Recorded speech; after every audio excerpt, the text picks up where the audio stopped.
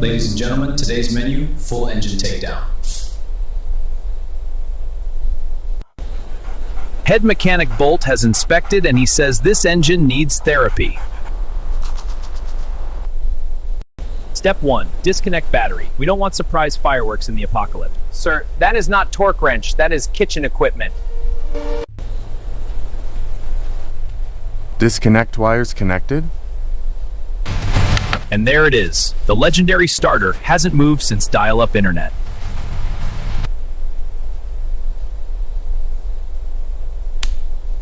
Unplug wires, remove fuel line, gently, gently. This van is vintage, not disposable. Whoa, watch it! Moment of separation. Even bolt is not ready.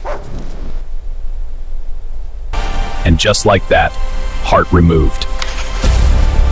She survived the apocalypse, but now she rebuilds. Next episode.